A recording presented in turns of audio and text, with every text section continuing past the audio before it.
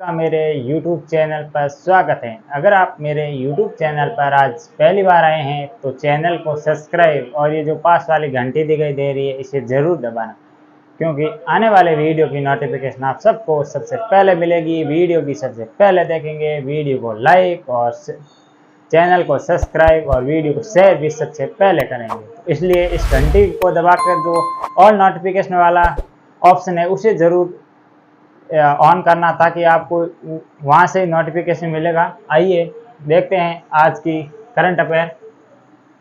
Today current affair episode number 57। इससे पहले मैंने 56 एपिसोड अपलोड कर चुका हूँ। अगर वो आपने नहीं देखे हैं तो उन वीडियो को ज़रूर देखना। मैंने अलग अलग प्लेलिस्ट बना रखी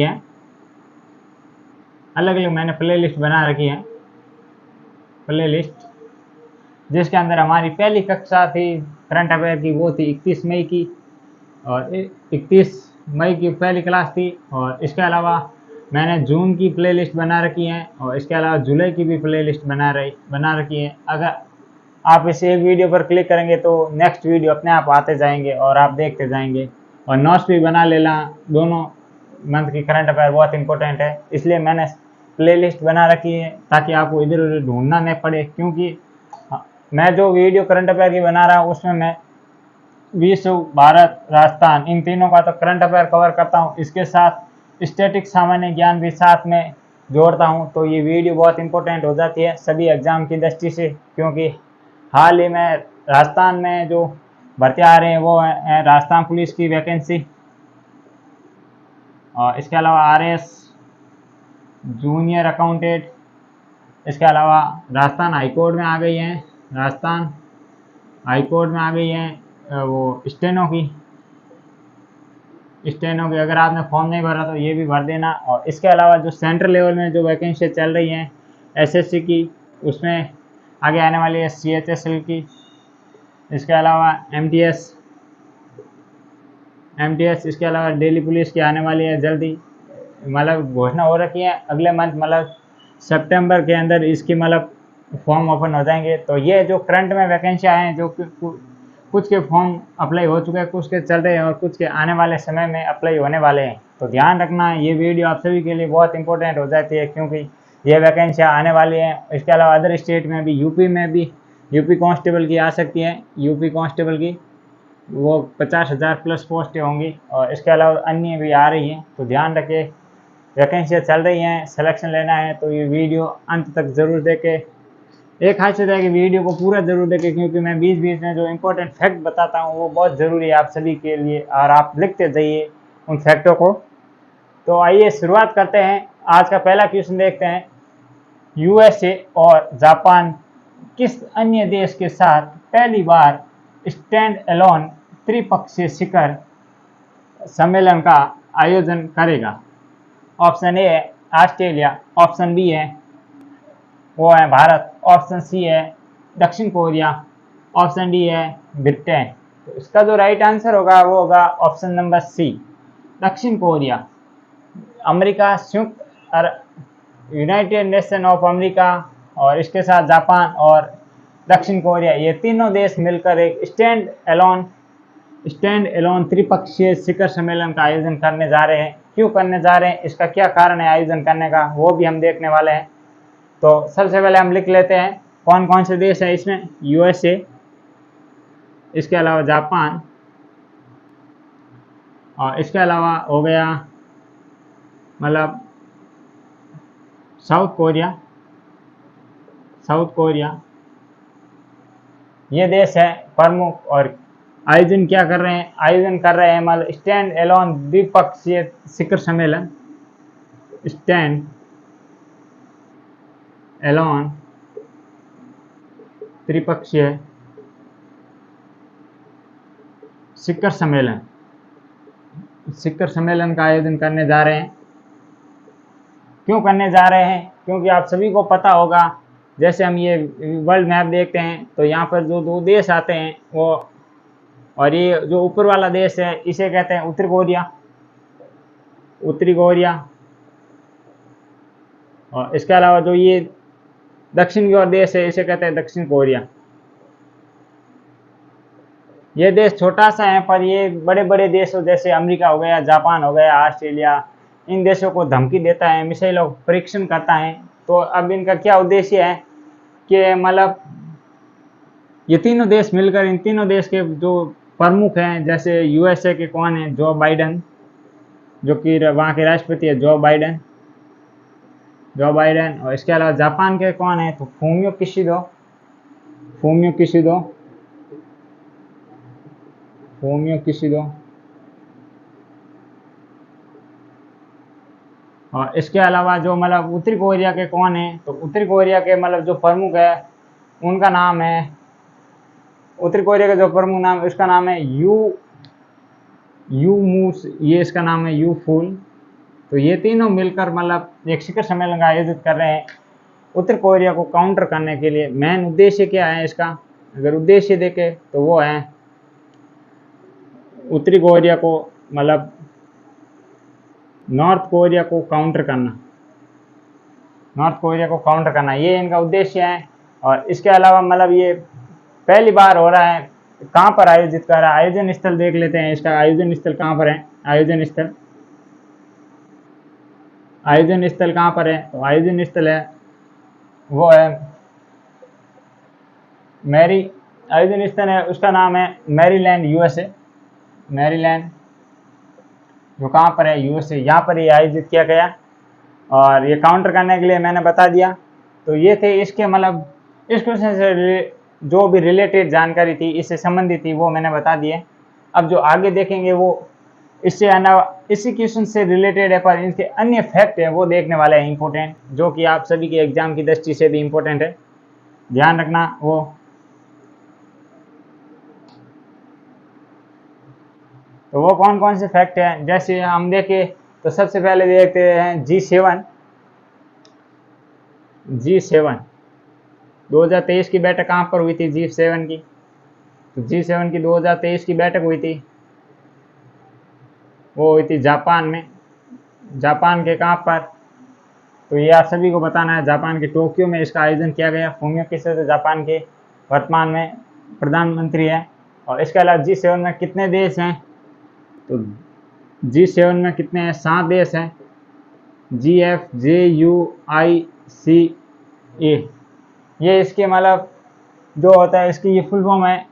जैसे ये है, इसके कौन कौन से देश है वो है यहाँ पर ही है।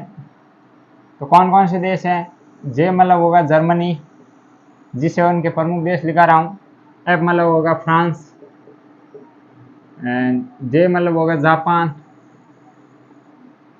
और यू मतलब होगा यूएसए अमेरिका, ई मतलब होगा इटली, और इसके अलावा सी मतलब होगा कनाडा, और इसके अलावा जो ई मतलब होगा ये होगा इंग्लैंड। तो ये प्रमुख है G7 के प्रमुख देशों के नाम है, आप ऐसे याद रख सकते हैं GF जूस, ये इसकी शॉर्ट ट्रिक है। इसके अलावा कौन कौन से, कभी कोई एग्जाम में पूछ ले कि निम्नलिखित में से कौन सा G20 का सदस्य नहीं है, तो आप ये ट्रिक याद रखना, GF जूस, इसमें मतलब J फॉर जर्मनी, G मतलब Germany, F for France, J for Japan, and U for USA, I for Italy, and C for Canada, और E फॉर इंग्लैंड। ये प्रमुख देश हैं। भारत क्या G7 का सदस्य है तो ये नहीं है, पर ये जो बैठक हुई थी जापान में, वहाँ पर हमारे देश के प्रधानमंत्री श्रीमान नरेंद्र मोदी जी वहाँ पर गए थे, ये ध्यान रखना। और इसके अलावा आप देखते हैं अन्य फैक्ट,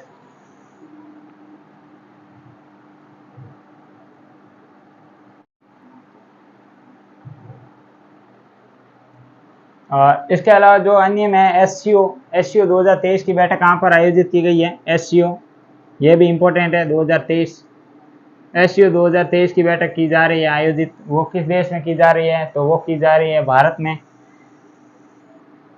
भारत इस देश की बैठक की अध्यक्षता कर रहा है। और इसके अलावा जो और अन्य में देखिए तो ब्रिक्स, आपने नाम सुना होगा, ये बहुत इंपॉर्टेंट संगठन है ब्रिक्स, BRICS। जब इसका गठन हुआ था तब ये ब्रिक्स नहीं था, तब उसका नाम था BRIS, ब्रिक, यही नाम था। उसके बाद ऐसे ये जो बाद में जुड़ा। अब देखते हैं ब्रिक्स में कौन कौन से देश शामिल है, वो जान लेते हैं। तो मैं इधर इस क्वेश्चन के नीचे यहाँ पर ये ब्रिक्स की जानकारी लिख देता हूँ, इंपॉर्टेंट है इसलिए। तो सबसे पहले देश कौन कौन से थे? BRI के ब्रिक। इसकी स्थापना कब हुई थी? तो इसकी संकल्पना थी वो रखी थी जापान के पूर्व प्रधानमंत्री, जो कि उनका नाम था शिंजो अबे, उनके द्वारा रखी गई। जापान के पूर्व प्रधानमंत्री PM शिंजो अबे द्वारा रखी गई थी इनकी आधारशिला। और उस समय ये कौन कौन से देश थे? तो B फॉर ब्राज़ील, और इसके अलावा R फॉर रशिया, एंड इसके अलावा I फॉर इंडिया, और C फॉर कनाडा।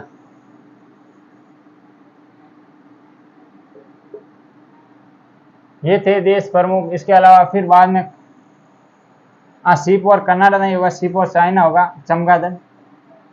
ये चीन है C फॉर। और इसके अलावा बाद में जो S जुड़ा वो जुड़ा था 2009 के अंदर। कब जुड़ा? 2009 के अंदर। इसमें S मतलब साउथ अफ्रीका या दक्षिण अफ्रीका जुड़ गया था। उसके बाद इनको ब्रिक्स का कहा जाने लगा। अब जो वर्तमान में जो ब्रिक्स हैं, ये जो ब्रिक्स है वर्तमान में, यहाँ पर जो 2023 की बैठक है वो कौन कर रहा है? तो 2023 की बैठक कर रहा है, ये कर रहा है साउथ अफ्रीका। 2023 की बैठक आयोजित कर रहा है। 2022 में की थी वो की थी चमगादड़ ने। और इसके अलावा 2021 में हमारे देश इंडिया ने की थी। इसके अलावा 2020 की बैठक की थी रूस ने की थी। और इससे पहले 2019 की बैठक हुई थी, वो की थी ब्राज़ील ने। अब वापस यही क्रम चल रहा है कि जैसे अब ये हो गया 5, इससे उसके बाद ये वापस आएगा ब्राज़ील, रूस, इंडिया, चाइना और ये दक्षिण अफ्रीका। ये इनका क्रम चलता रहता है। और इसके अलावा आप सभी को ये तो जो अन्य फैक्ट थे वो मैंने बता दिए हैं इस क्वेश्चन से रिलेटेड।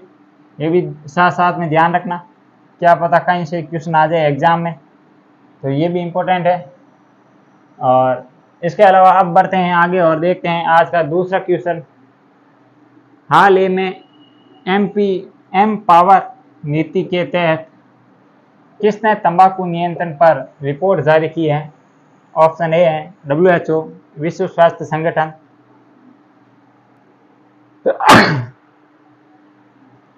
विश्व स्वास्थ्य संगठन। और नंबर 2 है WTO, world trade organization. Number C है वो है WWF, world wide for nature fund. और ऑप्शन डी है वो है विश्व बैंक, वर्ल्ड बैंक। तो इसका जो राइट आंसर होगा वो होगा ऑप्शन नंबर ए। हाल ही में WHO द्वारा ये एम पावर नीति के तहत तंबाकू नियंत्रण पर रिपोर्ट जारी किए हैं। तो आप जानते हैं इस नियंत्रण या तंबाकू नियंत्रण की रिपोर्ट के बारे में और इस एम पावर नीति के बारे में डिटेल से जानकारी। तो सबसे पहले देख लेते हैं WHO का ऑपरेशन कर देते हैं। WHO इसकी फुल फॉर्म क्या होती है? वो होती हैं वर्ल्ड हेल्थ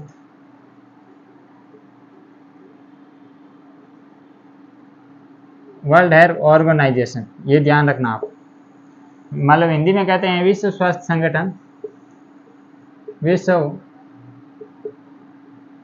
स्वास्थ्य संगठन, ये इसे हिंदी में कहते हैं। और इसके अलावा इसकी स्थापना कब हुई थी? तो इसकी स्थापना हुई थी 7 अप्रैल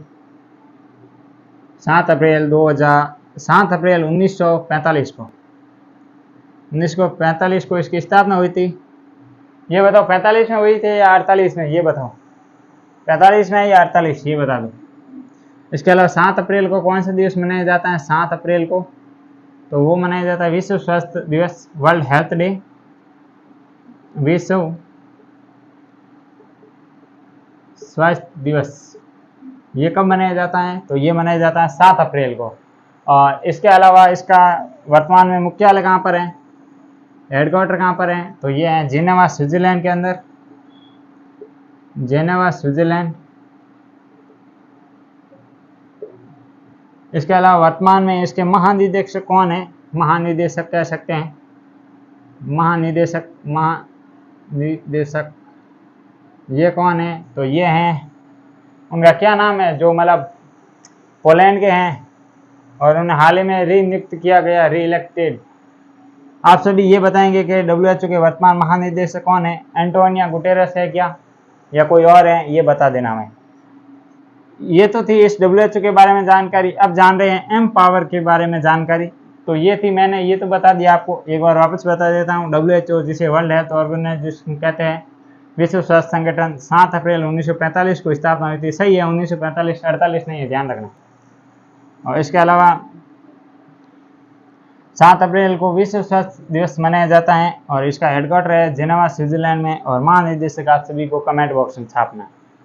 और इसके अलावा अब है जो तंबाकू नियंत्रण पर, जो तंबाकू नियंत्रित थे उनके बारे में जान लेते हैं। तो यहाँ पर लिख देता हूँ बाकी की जानकारी में।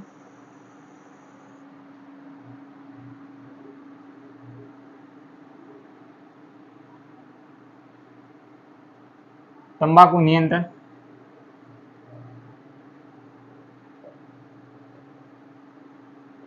तंबाकू नियंत्रण, तो ये क्या है? तो ये मतलब जब ये रिपोर्ट प्रकाश, जब ये लागू किया गया था, या मतलब ये नीति लागू की गई थी, इस नीति का नाम है MPOWER, एम पावर नीति। तब विश्व के अंदर 22%, मतलब जनसंख्या का 22% जो है ना, वो नशे मुक्त, नशे युक्त थे, लिख सकते हैं, तंबाकू का सेवन करते थे। ऐसे तंबाकू का सेवन।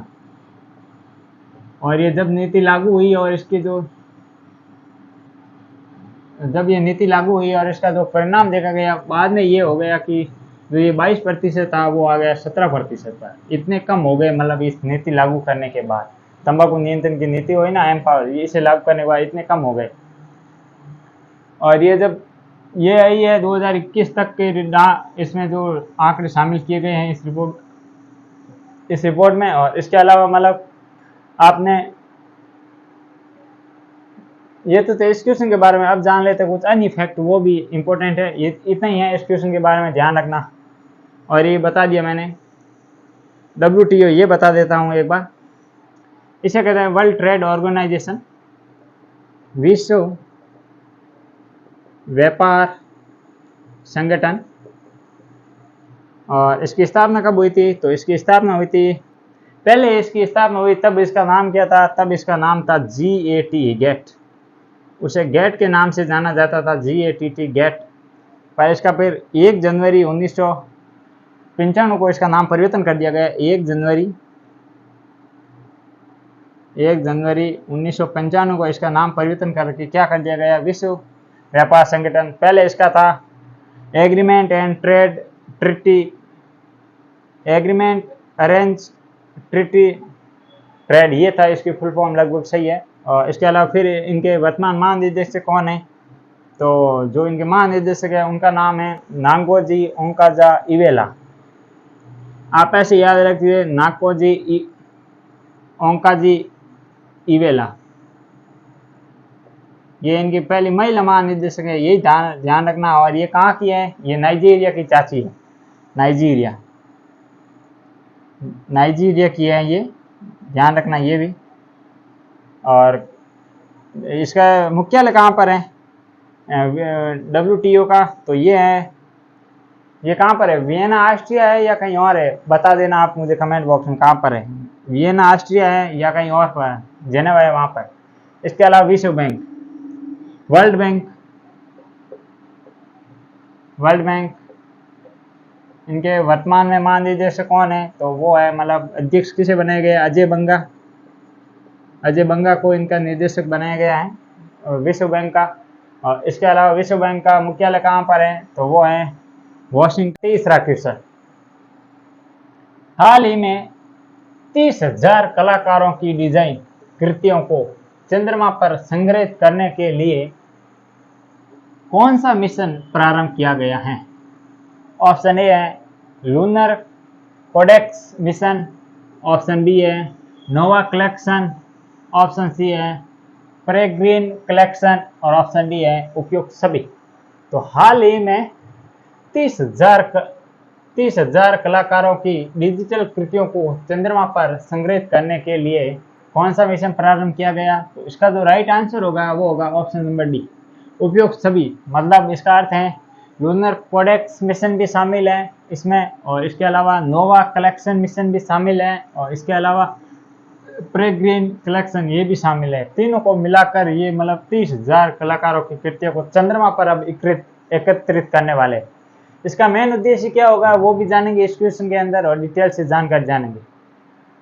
तो आइए आगे बढ़ते हैं। जैसे हम तीनों नाम लिख देते हैं एक बार वापस, जैसे लूनर कोडेक्स, और इसके अलावा लूनर कोडेक्स मिशन प्लस वो है नोवा कलेक्शन, नोवा कलेक्शन प्लस है पेरेग्रिन कलेक्शन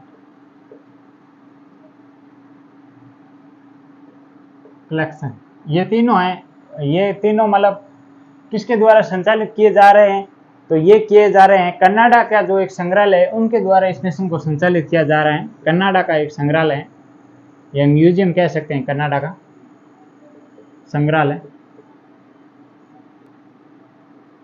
संग्रहालय इनके द्वारा ये मतलब किया जा रहा है, और इसे मतलब संचालित किया जा रहा है, जो कि मतलब के सैमुअल फ्लेक्स पेस्टनर इसके द्वारा ये भेजा जाएगा। कोई इंपॉर्टेंट नहीं है इतना जानने का।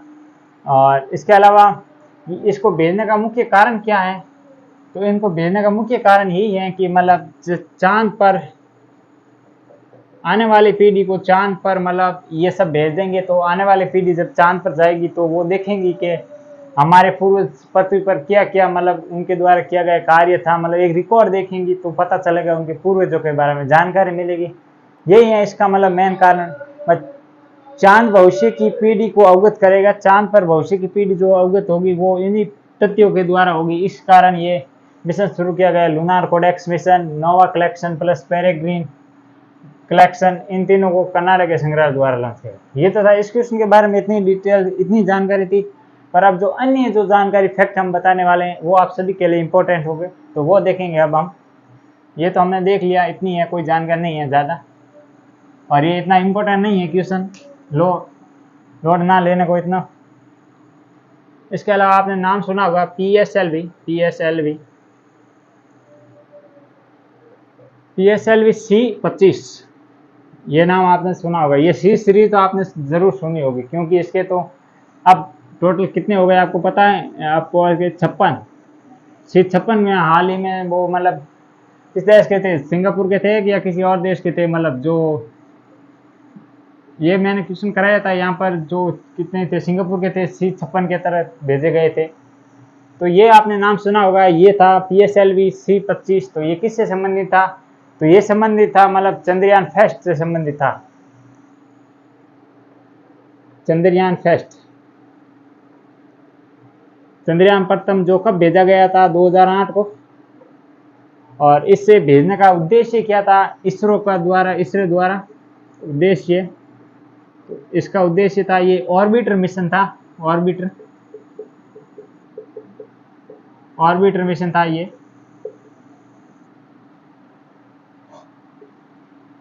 ऑर्बिटर मिशन था, और ये चंद्रमा के मतलब कक्ष में ये घूमा था, उतरा नहीं था। इसके अलावा जो चंद्रयान सेकंड था और थर्ड था, थर्ड तो हाल ही में आज ये न्यूज आई, कल ये न्यूज आई थी कि मतलब चंद्रयान सेकंड वो थर्ड है वो मतलब चंद्रमा के कक्ष में पहुंच चुका है। इसकी ये न्यूज आई, पृथ्वी के कक्ष से बाहर चला गया है और चंद्रमा के कक्ष में पहुंच गया है, ये कल की न्यूज है।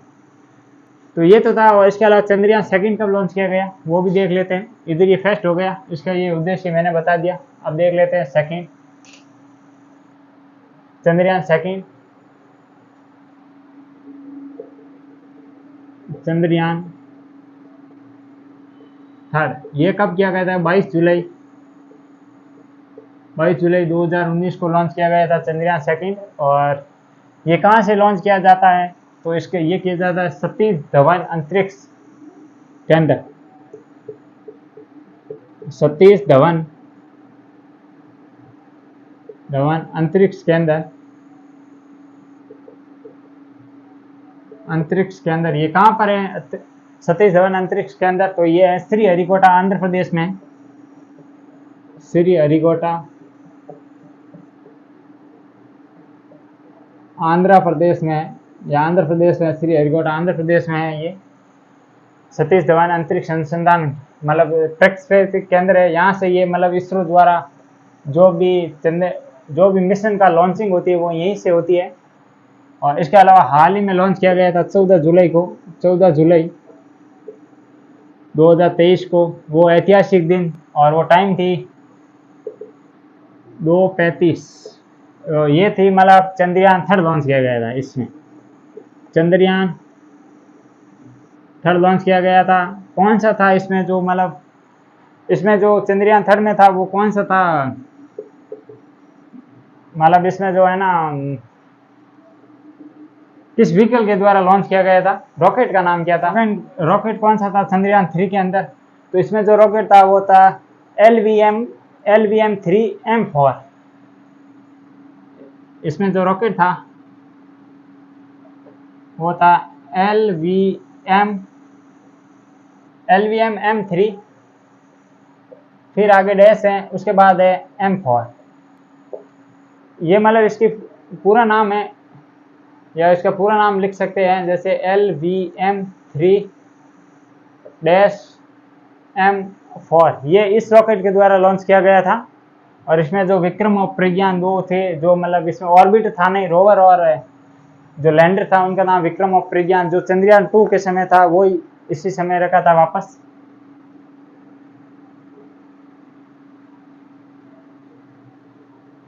इसके अलावा कोई अन्य जानकारी है वो भी बता देते हैं। जैसे आर्टेमिस मिशन लॉन्च किया गया है, या मतलब काम चल रहा है आर्टेमिस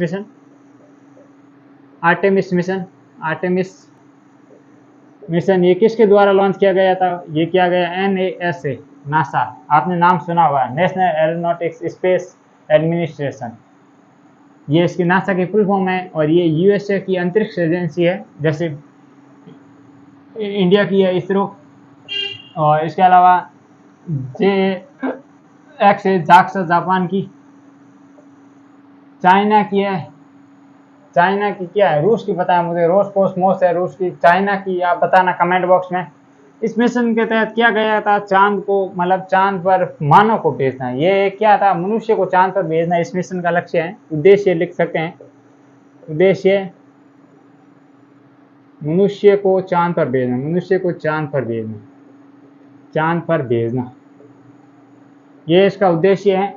और इसके अलावा कितने कितने मतलब इनके व्यक्तियों को भेजा जा रहा है, तो इसमें 4 भेजा जा रहा है, जिस 4 एस्ट्रोनॉट कह सकते हैं।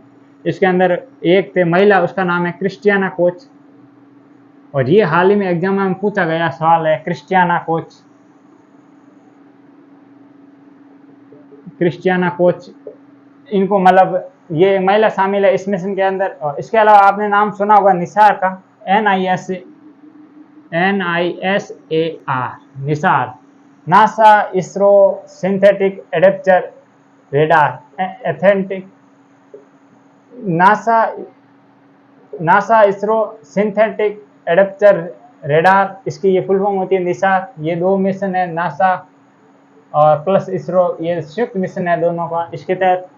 इसके अलावा आपने नाम सुना होगा PSLV। ये तो मैंने करा दिया, PSLV वाला था आपको करा दिया मैंने। तो ये था इस क्वेश्चन के बारे में डिटेल से जानकारी। और इसके अलावा अन्य फैक्ट भी मैंने आपको बता दिया आर्टेमिस मिशन के बारे में। 4 एस्ट्रोनॉट जाएंगे, जिसमें एक का नाम है महिला एस्ट्रोनॉट है, उसका नाम है क्रिस्टियाना कोच। इसके अलावा जो निसार हैं ये हैं मतलब नासा इसरो सिंथेटिक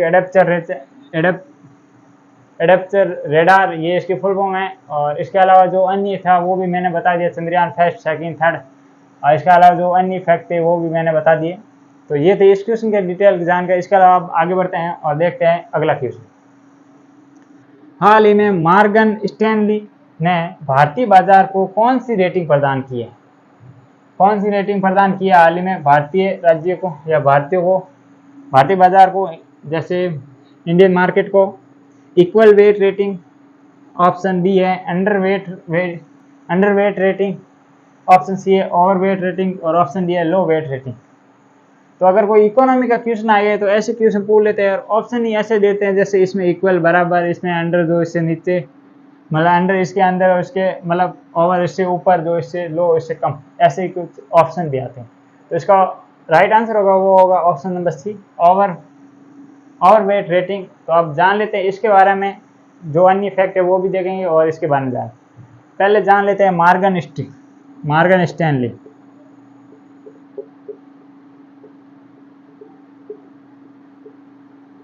ये मार्गन स्टैनली एक कंपनी है जो कि रेटिंग प्रदान करती है, किसी मतलब देश के प्रमुख बाजार होता है उनको रेटिंग प्रदान करती है। जैसे भारतीय बाजार को इन्होंने रेटिंग प्रदान की है, भारतीय बाजार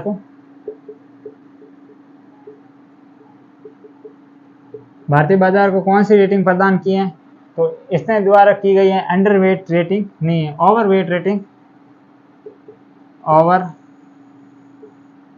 वेट रेटिंग प्रदान की है।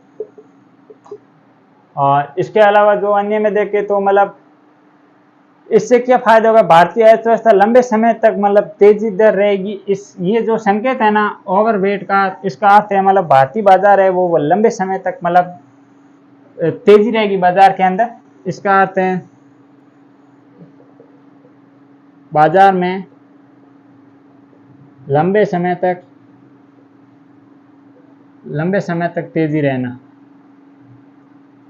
ये इसका अर्थ होता है। और इसके अलावा इसका मतलब जो अर्थव्यवस्था है इससे ये सकारात्मक मानी जाएगी, ये भारतीय अर्थव्यवस्था के लिए सही है। जो ओवरवेट रेटिंग है ना ये सही है, अर्थव्यवस्था सकारात्मक अर्थव्यवस्था है, इसमें जो सकारात्मक मानी जाएगी, सकारात्मक। और ये मैंने बता दिया ओवरवेट रेटिंग अर्थव्यवस्था सकारात्मक होगी। इसके अलावा भारत विश्व की कौन सी नंबर की अर्थव्यवस्था है, 5 ट्रिलियन का तो मिशन है, कौन सी नंबर की अर्थव्यवस्था है भारत विश्व के अंदर, तो वो है पहले थी 6 नंबर, फिर ब्रिटेन को प्रचार कर ये आगे 5वें स्थान पर, विश्व की 5वीं सबसे बड़ी अर्थव्यवस्था, विश्व की 5वीं सबसे बड़ी अर्थव्यवस्था, ये ध्यान रखना। और इसके अलावा मतलब बाजार को रेगुलेट किसके द्वारा किया जाता है ये भी आपको बता देता हूँ कि 2 प्रकार के बाजार होते हैं उसके द्वारा। प्रथम मतलब एक होता है प्रथम बाजार, एक होता है द्वितीय बाजार। कौन कौन से वो भी बता देता हूँ। बाजार, और बाजार के 2 प्रकार होते हैं, एक होता है प्रथम बाजार और एक होता है द्वितीय बाजार।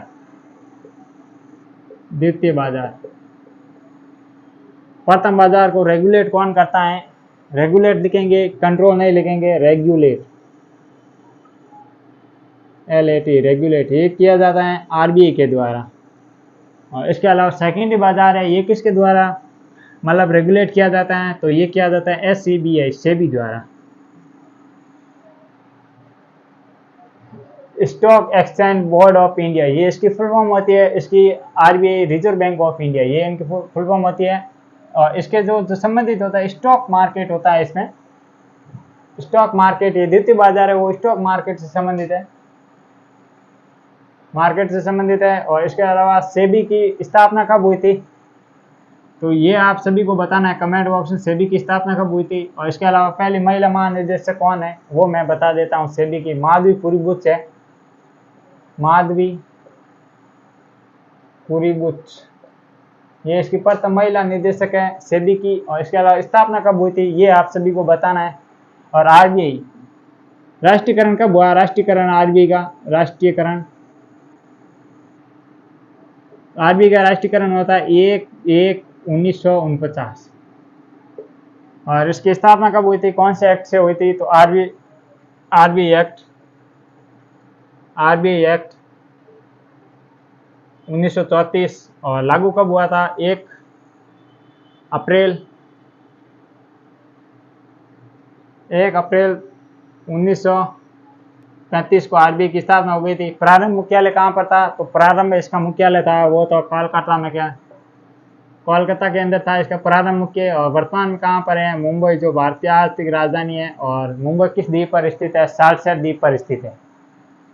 और इसके अलावा कौन सी कमेटी के द्वारा इस आरबीआई का गठन की मतलब सिफारिश की गई, तो वो था यंग हिल्टन कमेटी।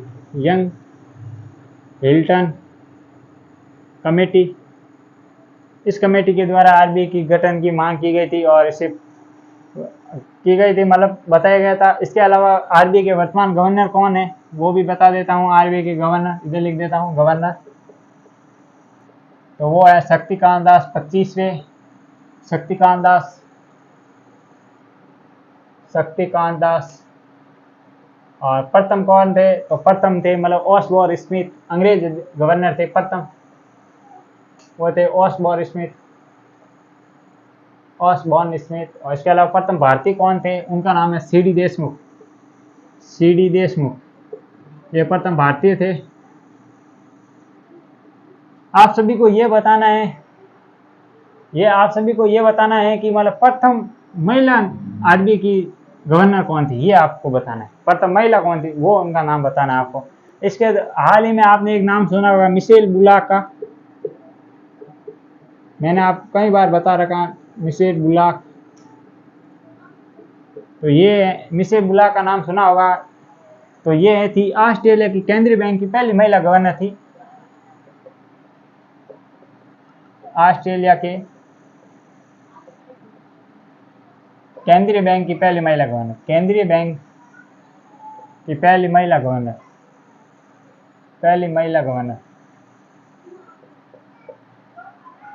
ये भी ध्यान रखना। और इसके अलावा जो मतलब ये तो था इस क्वेश्चन के बारे में डिटेल से मैंने जानकारी आपको बता दी है, क्या था पूरा निचोड़ बता दिया है। जैसे बाजार, भारत में बाजार प्रणाली क्या है, दो प्रकार के बाजार होते हैं, एक को कहते हैं प्रथम बाजार, एक को कहते हैं द्वितीय बाजार। इसके अलावा इसे रेगुलेट कौन करता है, तो प्रथम बाजार को करता है आरबीआई और द्वितीय बाजार को करता है सेबी। अब आरबीआई के बारे में मैंने आप सभी को बताया था। सबसे पहले आरबीआई के बारे में ये जान लो कि आरबीआई की स्थापना किस अधिनियम के तहत हुई थी। तो आरबीआई की स्थापना हुई थी आरबीआई एक्ट 1934 के अधिनियम से। स्थापना कब हुई थी, तो 1/15, इसकी स्थापना में मुझे थोड़ा डाउट लग रहा है, क्या 1 अप्रैल 1935 सही है? कि आप सभी बता देना, एक बार मैं देख लूँ, कंफर्म कर लूँगा ये। और इसके अलावा जो मतलब इसके प्रारंभिक मुख्यालय था कोलकाता के अंदर, उसके बाद इनका मुख्यालय हुआ था मुंबई में स्थापित किया गया था। और किस समिति के द्वारा आरबीआई की मतलब स्थापना की घोषणा की गई या मतलब गठन किया गया, तो यंग हिल्टन समिति या कमेटी थी, उसके द्वारा आरबीआई गठन को मतलब गठन की कहा गया। राष्ट्रीयकरण आरबीआई का कब हुआ, तो 1 जनवरी 1949 को राष्ट्रीयकरण हुआ। अब आ जाते हैं वापस सेकंड बाजार, द्वितीय बाजार पर। ये रहे सेबी की फुल फॉर्म क्या होती है, तो इसकी सेबी की फुल फॉर्म होती है stock exchange board of India, ये इसकी फुल फॉर्म होती है सेबी की। इसके अलावा सेबी की मतलब प्रथम महिला महानिदेशक कौन है, मतलब जो पहली महिला बनी है, उनका नाम माधुपुरी बुच। इसके अलावा एक और क्वेश्चन था, वो था ये किससे रिलेटेड है सेबी, तो ये स्टॉक मार्केट से संबंधित है। इसके अलावा जो एक और क्वेश्चन था वो था मिशेल बुलाक का, जो कि ऑस्ट्रेलिया बैंक की केंद्रीय गवर्नर जनरल बनी थी। ऑस्ट्रेलिया में जो केंद्रीय बैंक है उसकी पहली महिला गवर्नर बनी थी। तो ये थे 2 क्वेश्चन, इसके बारे में डिटेल से जानकारी। इन 4 क्वेश्चनों में मैंने आपको विश्व भारत का current affair plus static GK करा दिया है। अब जो आगे जो क्वेश्चन करा रहा वो होगा Rajasthan current affair plus Rajasthan static सामान्य ज्ञान से। और देखते हैं आज का 5वां क्वेश्चन, जो कि है राजस्थान करंट अफेयर से संबंधित। और इसी क्वेश्चन के साथ हम Rajasthan current affair plus Rajasthan सामान्य ज्ञान स्टैटिक सामान्य ज्ञान भी ज्ञात करने वाले हैं। तो आप सभी बने रहिए साथ में और वीडियो को अंत तक जरूर देखें और वीडियो को लाइक शेयर एंड अपने दोस्तों को ज़्यादा से ज़्यादा शेयर जरूर करें, ताकि उनको भी पता चल सके इसका कक्षा के बारे में कि एक ही क्लास में सारा मैटर कराया जा रहा है। तो अलग अलग भटकने की कहीं जरूरत नहीं है, आपको यहीं से करंट अफेयर प्लस स्टैटिक सामान्य ज्ञान कवर करा दूंगा मैं, तो कहीं और जाने की जरूरत नहीं है। तो आज का 5वां क्वेश्चन है, वो है देश की पहली एआई मतलब आर्टिफिशियल इंटेलिजेंस पर आधारित MEITY, जिसे MIT भी कहते हैं, कि चेयर कहाँ स्थापित होगी।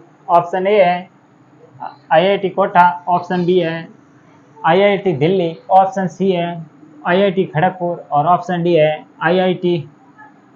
IIT जोधपुर। तो इसका जो राइट आंसर होगा वो होगा option number D, IIT Jodhpur. IIT Jodhpur में ही MIT चेयर की स्थापना की जाएगी। तो आइए देख लेते हैं IIT जोधपुर के प्रमुख उपलब्धियां और क्या है ये IIT चेयर, इसके बारे में भी संपूर्ण जानकारी जानेंगे इसी क्वेश्चन में। तो आइए यहाँ से डिटेल में जानकारी जानते हैं। सबसे पहले नाम देखते हैं IIT Jodhpur. IIT Jodhpur, IIT Jodhpur की बहुत सारी उपलब्धियां हैं। जैसे हम प्रमुख उपलब्धियां लिख देते हैं, इधर मैं लिख देता हूँ इनकी।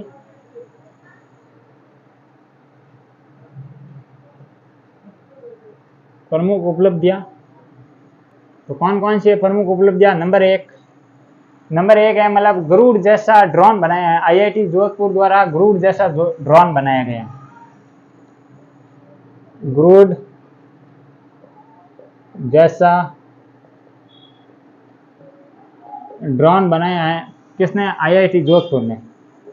मतलब एक गरुड़ पक्षी है ना, उसके तरह ड्रोन बनाया है। अगर कहीं खुफिया जगह पर भेजना हो तो पता नहीं चलेगा किसी को कि ये पक्षी है या गरुड़ है। इसमें मतलब पक्षी है या कोई ड्रोन है या पक्षी है, उसमें पता नहीं चला। इस तरह डिजाइन करके ये गरुड़ का निर्माण किया गया IIT जोधपुर है। ये तो है इसकी मतलब पहली उपलब्धि। इसके अलावा नंबर 2, यहाँ पर मतलब अक्षय ऊर्जा control excellence centre of excellence यहाँ पर स्थापित किया गया है अक्षय ऊर्जा पर आधारित।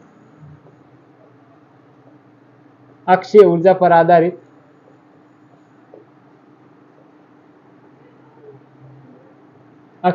आधारित सेंटर ऑफ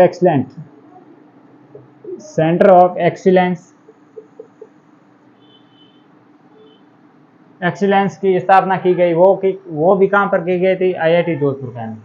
इसके अलावा यहाँ की तीसरी उपलब्धि है वो है समुद्री पानी के तापीय तकनीक को ठंडा करने की तकनीक का विकास किया गया है। कौन सी की गई है? समुद्री तापीय पानी को ठंडा करने की तकनीक। ये भी IIT जोधपुर द्वारा एक प्रमुख उपलब्धि है। इसके अलावा नंबर 4 पर जो उपलब्धि है वो है एजुमेसी मैथ लैब की स्थापना भी यहीं पर की गई है।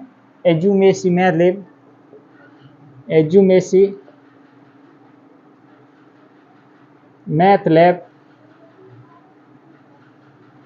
लैब की स्थापना भी यहीं पर की गई है। और इसके अलावा जो 5वीं उपलब्धि है वो है मतलब एक ऐसा रोबोट बनाया गया है IIT जोधपुर द्वारा जिससे कि मसाज की जा सकती है। मान लो कोई बाई चांस कोई एक्सीडेंट हो गया, उसमें कोई मरीज का हाथ पैर टूट गया, अब इसकी मसाज के लिए मतलब एक ऐसा रोबोट बने जो उसकी मसाज कर सकते हैं।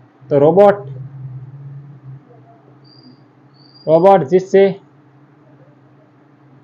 जिससे क्या की जा सकती है? मसाज। ये भी ध्यान रखना, ऐसा रोबोट बना दिया है जिससे मसाज की जा सकती है। और इसके अलावा यहाँ पर है ना एक लिथियम बैटरी का विकल्प भी तैयार किया गया है। ये भी ध्यान रखना, लिथियम बैटरी का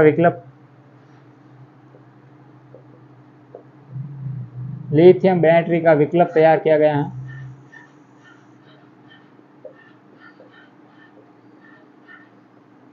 विकल्प भी IIT जोधपुर द्वारा तैयार किया गया है। तो ये थी मतलब प्रमुख IIT जोधपुर की प्रमुख विशेषता। अब देखते हैं मतलब इसके बारे में जो MIT चेयर है, तो इसके बारे में डिटेल से जानकारी जान लेते हैं। जैसे ये देश की पहली होगी, ध्यान रखना, इसलिए ये क्वेश्चन बहुत इंपॉर्टेंट पड़ जाता है कि देश की पहली MIT चेयर, ये देश की पहली MIT चेयर है जो कि मतलब यहाँ पर स्थापित की जा रही है IIT जोधपुर में। और इसकी वित्त स्वीकृति प्रदान की गई है।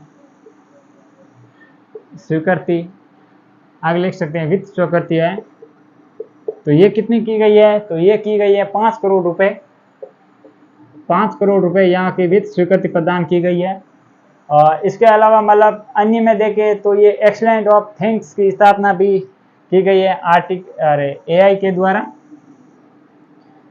क्या की गई है? मतलब एक्जुमेसी ऑफ थिंग्स के हिसाब में की गई, ये तो छोड़ो मान लो। इसके बाद अब देखते हैं अन्य फैक्ट देख लेते हैं, वो है राजस्थान में आर्टिफिशियल इंटेलिजेंस के कौन कौन से क्या क्या है वो जान लेते हैं। राजस्थान में एआई, यहाँ पे मैं लिख देता हूँ, राजस्थान में एआई, एआई मतलब आर्टिफिशियल इंटेलिजेंस, एआई राजस्थान में एआई। तो राजस्थान में एआई के कौन कौन से संबंधित है, सबसे पहले देख लेते हैं फिनटेक यूनिवर्सिटी या फिनटेक पार्क। फिनटेक पार्क कहाँ पर स्थापित किया गया, तो ये किया गया था जयपुर के अंदर। फिनटेक का फुल फॉर्म क्या होता है, फाइनेंशियल टेक्नोलॉजी, वित्तीय तकनीक होता है इसका फुल फॉर्म होती है।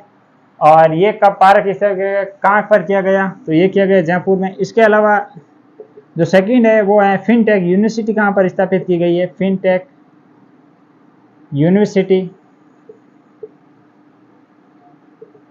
तो ये कहाँ पर स्थापित की गई है, तो ये की गई है जोधपुर के अंदर की जाएगी। मतलब घोषणा हो चुकी है, कागजों में नींव भी लग चुकी है, पर वास्तव में अभी तक ऐसा कुछ नहीं है। और इसके अलावा मतलब जयपुर एआई आधारित देश की पहली लोक अदालत की शुरुआत की गई है। तो ये भी बहुत ज़रूरी फैक्ट है कि मतलब देश की एआई आधारित पहली लोक अदालत कौन सी है, देश की एआई आधारित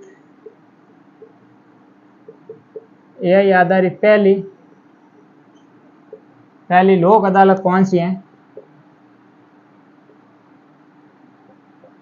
पहली लोक अदालत कौन सी है, तो वो है मतलब एआई आधारित पहली लोक अदालत, उसका नाम है जयपुर लोक अदालत। और कहाँ पर है, जयपुर लोक अदालत है, ये भी ध्यान रखना, बहुत इंपॉर्टेंट है इसके बारे में। तो ये थे इस क्वेश्चन के बारे में डिटेल से जानकारी जो मैंने बताने की कोशिश की है।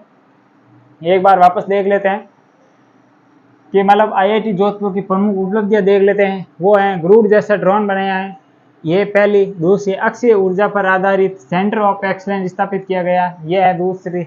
इसके अलावा तीसरी देखते हैं, वो है समुद्र तापीय पानी, मतलब समुद्र में जो गर्म पानी होता है उसको ठंडा करने के लिए तकनीक का विकास किया गया, ये है तीसरी तकनीक इसके द्वारा। और चौथी है वो है एक्जुमेसी लैब स्थापित की गई, मैथ लैब स्थापित की गई है आईआईटी जोधपुर द्वारा, ये भी ध्यान रखना। एक रोबोट बने हैं जिसके द्वारा मसाज की जा सकती है, ये भी ध्यान रखना। और इसके अलावा लिथियम बैटरी का विकल्प भी तैयार किया गया है, ये भी ध्यान रखना।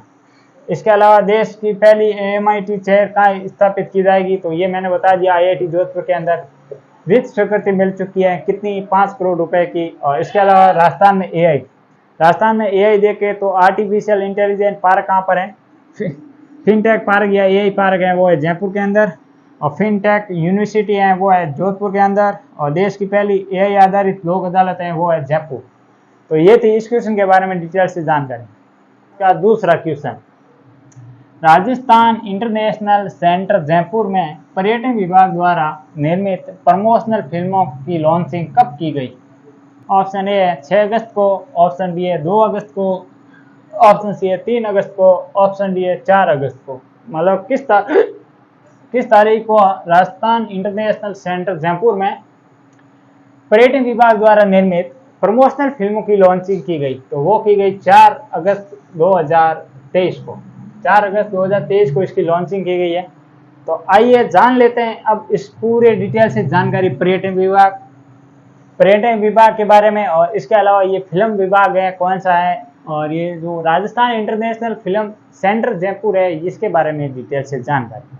तो सबसे पहले देखते हैं राजस्थान पर्यटन विभाग की स्थापना। राजस्थान पर्यटन विभाग 1956 के अंदर इसकी स्थापना हुई थी, ये ध्यान रखना।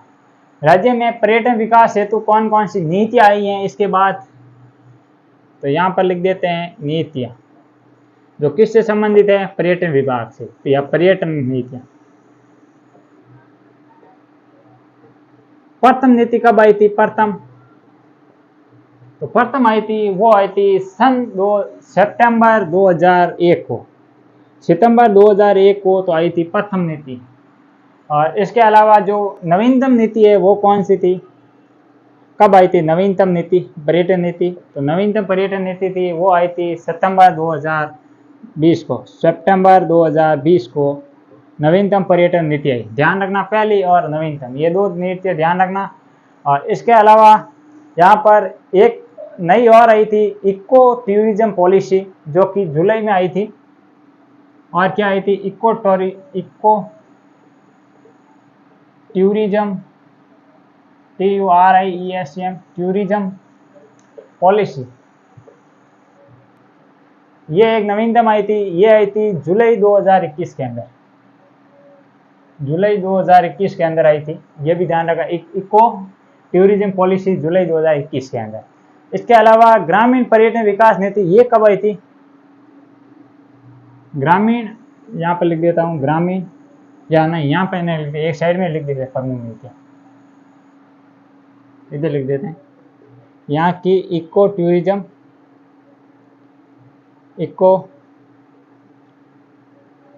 टूरिज्म पॉलिसी जो आई थी जुलाई 2021 के अंदर,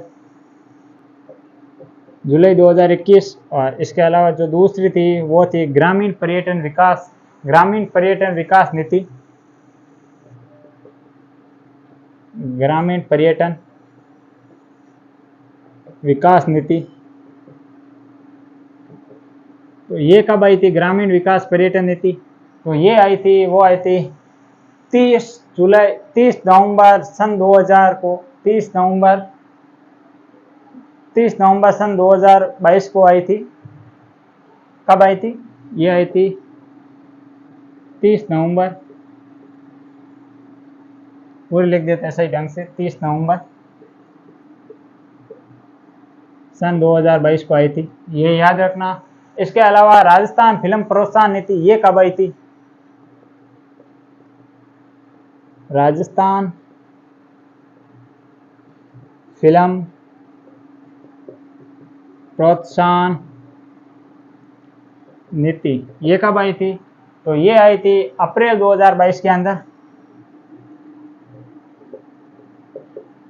अप्रैल 2000 कब होगी? अप्रैल 2022, अप्रैल 2022 के अंदर आई थी, ध्यान रखना ये भी। और इसके अलावा राजस्थान पर्यटन को पूर्ण उद्योग का दर्जा, ये कब दिया गया था? ये भी ध्यान रखना। राजस्थान पर्यटन को पूर्ण उद्योग का दर्जा, ये कब दिया गया? तो ये दिया गया 28, कब दिया गया? 28 मई 2022 को, लिखते हैं 28 मई 2022 को दिया गया था पूर्ण दर्जा। और पर्यटन विकास हेतु प्रमोशनल फिल्मों के लिए अब देख देते हैं लॉन्चिंग वाला ये सिस्टम। अब ये तो थी मतलब राजस्थान के प्रमुख पर्यटन विभाग से संबंधित प्रमुख नीतियाँ। अब देख लेते हैं पर्यटन विकास हेतु प्रमोशनल फिल्में कौन कौन सी। पर्यटन विकास हेतु जो मतलब जो थी ना प्रमोशनल फिल्में, राजस्थान कब इसका, राजस्थान इंटरनेशनल सेंटर के अंदर, राजस्थान इंटरनेशनल सेंटर जो किसके तर्ज पर बनाया गया है या किसके आधारित है? दिल्ली में स्थित इंडिया इंटरनेशनल सेंटर के आधारित। इसको दिल्ली में स्थित इंडिया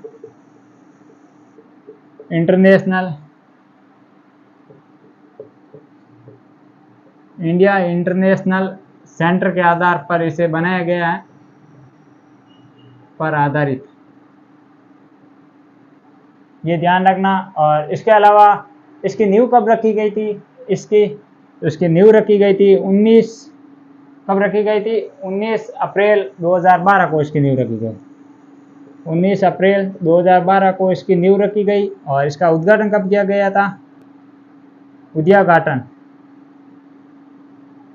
उद्घाटन कब किया गया था? तो इसका उद्घाटन किया गया था 17 अप्रैल 2023 को। 17 अप्रैल 2023 को इसका उद्घाटन किया गया। मतलब इसे बनने में 10 साल लगे, इसको बनाने में। राजस्थान इंटरनेशनल सेंटर को, जो कि फिल्मों से संबंधित है, फिल्मों की लॉन्चिंग करते हैं उनको। इसके अलावा इसके मतलब प्रथम निदेशक कौन है या इनके पहले निदेशक कौन बने, ये भी याद रखना। पहले निदेशक, तो इसके जो पहले निदेशक बने वो बने निहाल चंद गोयल। निहाल चंद गोयल इनके प्रथम निदेशक बने थे। तो ये थी इस क्वेश्चन के बारे में डिटेल से जानकारी। एक बार फटाक देती है, मैं रैपिड फायर की तरह आपको वापस रिविजन करा देता हूं। राजस्थान पर्यटन विभाग 1956। नीतियां पर्यटन विभाग से संबंधित। प्रथम नीति आई थी सितंबर 2001 के अंदर, और नवीनतम नीति आई थी वो सितंबर 2020 के अंदर। इसके अलावा इको टूरिज्म पॉलिसी कब लागू की गई थी या कब आई थी, तो जुलाई 2021 के अंदर। ग्रामीण पर्यटन विकास नीति कब आई थी, तो 30 नवंबर 2022 के अंदर। राजस्थान फिल्म प्रोत्साहन नीति ये कब आई थी, अप्रैल 2022 के अंदर। और राजस्थान पर्यटन को पूर्ण उद्योग का दर्जा कब दिया गया, तो 18 मई 2022 को। इसके अलावा पर्यटन विकास हेतु राजस्थान इंटरनेशनल सेंटर वो दिल्ली में स्थित इंडिया इंटरनेशनल सेंटर पर आधारित है। इसकी जो न्यू कब रखी गई, तो वो रखी गई 19 अप्रैल 2012 को रखी गई, जबकि इसका उद्घाटन हुआ 17 अप्रैल 2023 को, मतलब बनने में 10 साल लगा। इसके पहले निदेशक हैं वो है निहाल चंद गोयल, ये भी याद रखना। और तो ये थे आज की कक्षा। कैसी लगी आप सभी को कमेंट बॉक्स में जरूर बताना। अगर मेरी मेहनत अच्छी लग रही है तो आप वीडियो को ज़्यादा से ज़्यादा शेयर जरूर करें अपने दोस्तों को, और उनको भी बताइए इस कक्षा के बारे में कि एक ही क्लास के अंदर विश्व, भारत, राजस्थान प्लस सामान्य स्टैटिक ज्ञान, बहुत सारा मतलब इसमें कवर कराने की कोशिश करता हूँ, मैटर देता हूँ। तो वीडियो अच्छी लगी है तो ज़्यादा से ज़्यादा शेयर जरूर करें। आज के लिए इतना ही। थैंक यू, धन्यवाद।